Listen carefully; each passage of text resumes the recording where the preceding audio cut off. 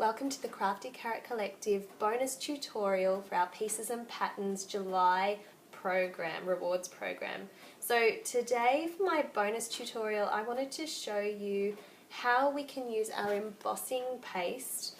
How amazing is this? I'm so glad that Stampin' Up decided to add this to their product catalogue this year.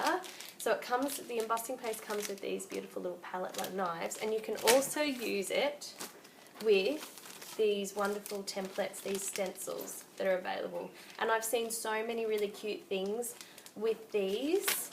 But I wanted to show you, being a bonus tutorial, I wanted to do something a little bit different, and I wanted to show you how you can use die cuts to make your own templates. So I've got a few here. We have had Party Central the last 2 months. My daughter had her birthday in June. Jordan had his birthday this month in July. And with birthdays comes birthday presents. And the kids always get these gifts that have cellophane or acetate packaging on them. And I'm quick to hide that packaging away. So I've used just really roughly cut up this packaging. And I've die cut, this one I've just die cut one of the circle framelets. This one is a leaf from the Flourishing Framelets set, and this little one here.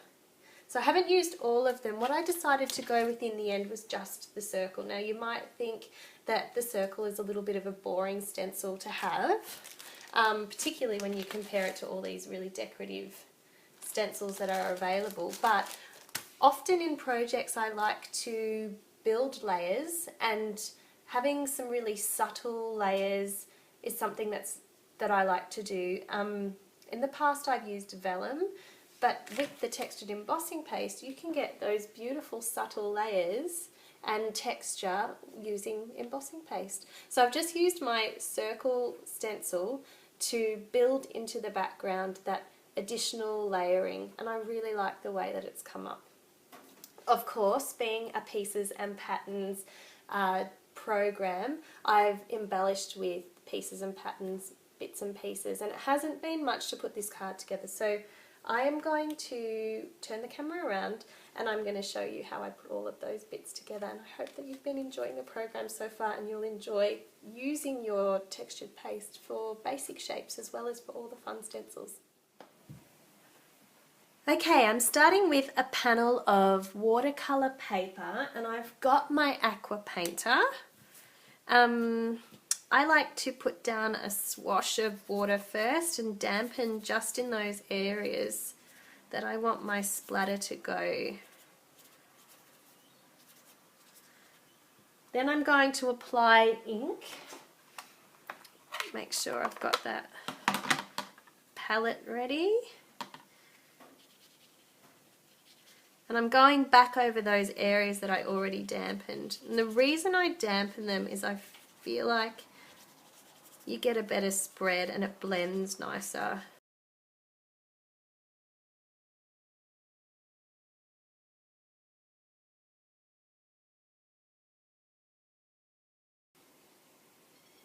I'm just squeezing my aqua painter a little bit until it gets really wet at the top, and then I'm flicking. You're going to end up with a really different result every time you do this.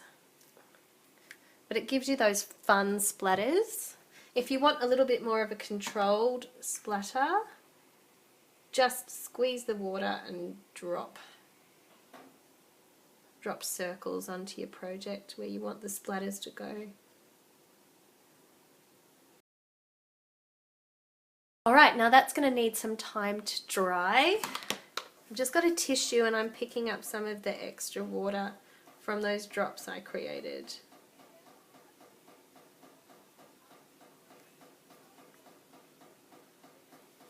And I've got my heat tool here, so I'm just going to set that dry.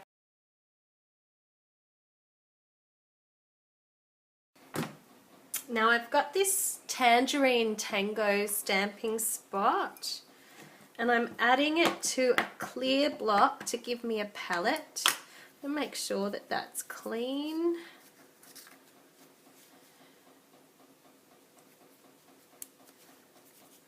And then I'm going to pick up the Tangerine Tango, and I want a couple of flicks in that colour. So I'm squeezing the aqua painter so that the water gathers and it's nice and wet, and then I'm going to flick across.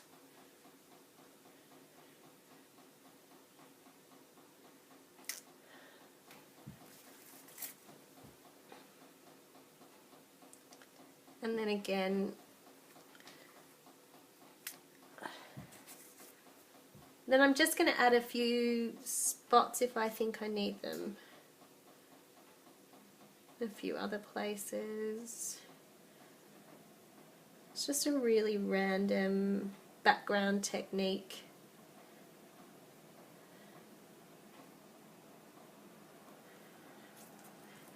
And clean up my aqua painter.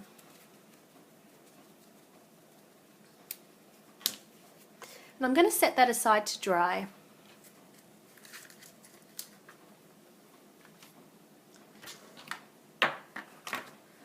While we're waiting for that to dry, I'm going to create some of the other elements for our project. I've got this piece of shimmery white cardstock.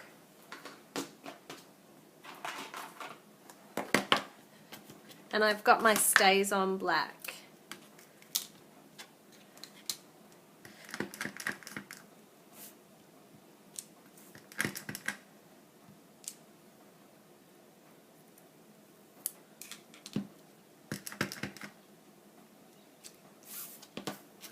Now I'm going to apply a little bit of colour to those with my aqua painter and then fussy cut them out.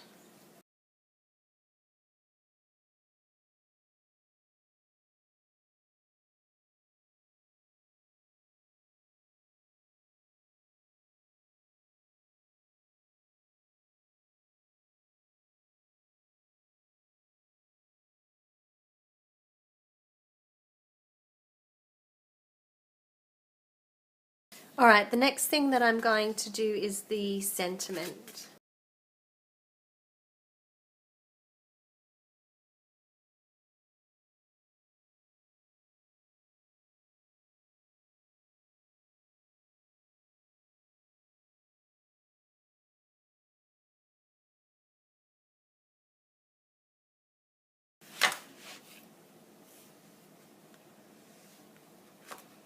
The little banner that's in behind here is a scrap piece of yellow I had sitting around, and it's a leftover bit from a piece of patterned designer series paper in Daffodil Delight.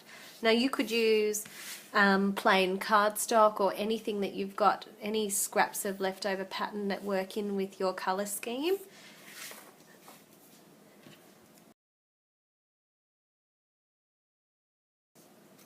So I've just bannered the end, and now we've got all the elements we need to build our card.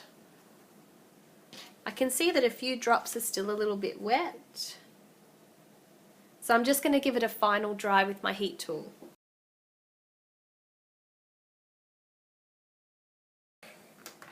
Now if you want to, you could pop this under a heavy book and leave it overnight or for a few hours to help it flatten out. I'm not going to do that. I found the textured embossing paste also makes things crinkle, so I'm going to apply the embossing paste first.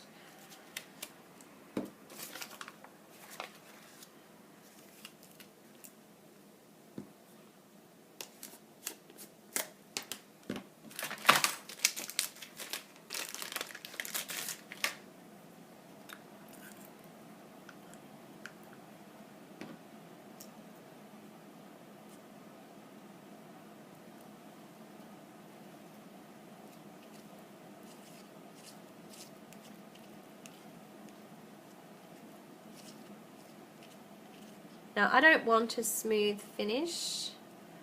I want it heavy in some places, thicker in others. I want it just this really rough circle.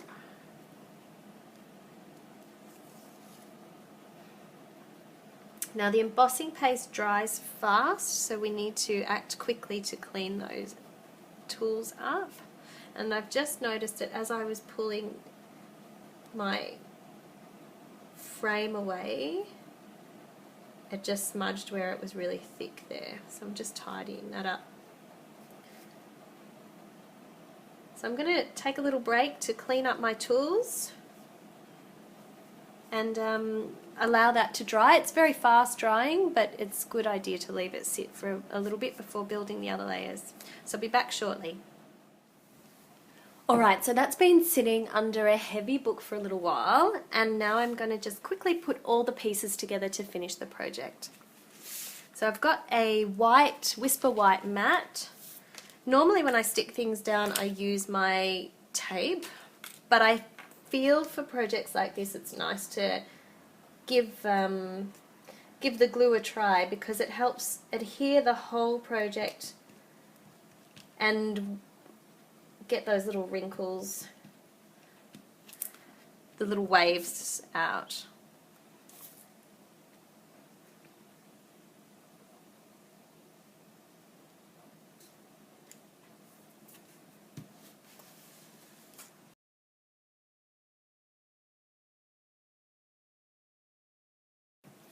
Alright, now just stick on the little embellishments and we're done.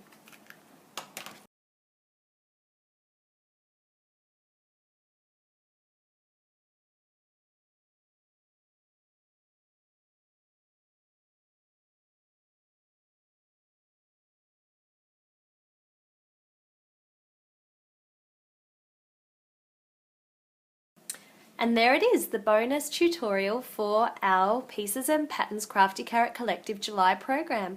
Don't forget, it's not too late to join us for the Crafting Forever program running throughout August. So if you've had fun and you can't wait to join us for some more, please do make a purchase to qualify throughout July and join us in August. Alright, I hope to see you again. Bye!